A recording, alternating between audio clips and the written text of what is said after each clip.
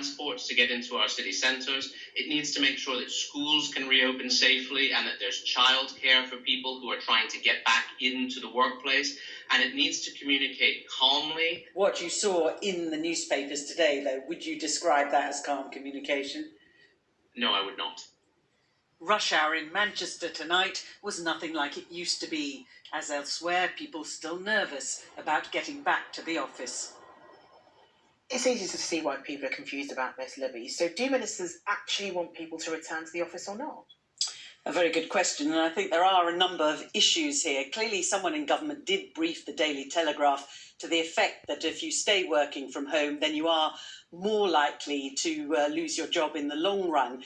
But when Grant Shapps was wheeled out to do a round of interviews this morning, he seemed to play that down, suggesting that all the government was actually saying was that it is now safe to return to the office. But he did that from the comfort of his own home, which you might think rather undermined the message. And he went on to admit that only a quarter of the staff in the Department for Transport, the department he runs, are back in the office. That means 3/4 are still working from home. I think there is a huge amount of confusion as to what the government really wants. Business say that people are crying out for leadership and they're simply not getting it. OK, Libby, thanks very much.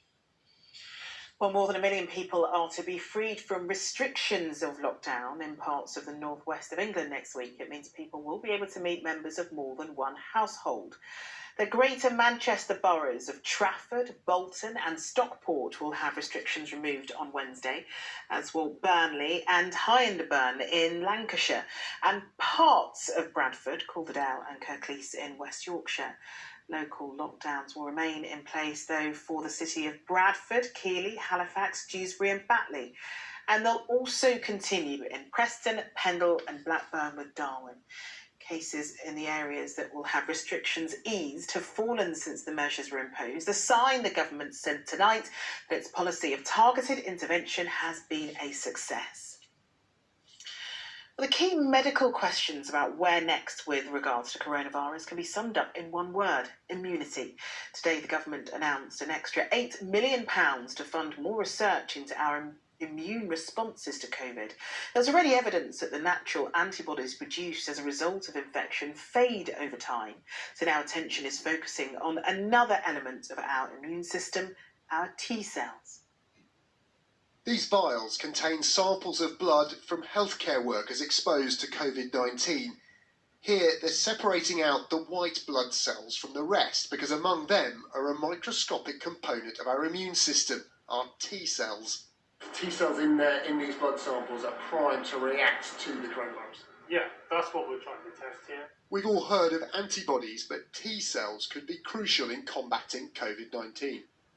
I think it could be really important, and I think there's a lot more evidence coming forward now to show that T cells are, going to be really important in fighting off this virus.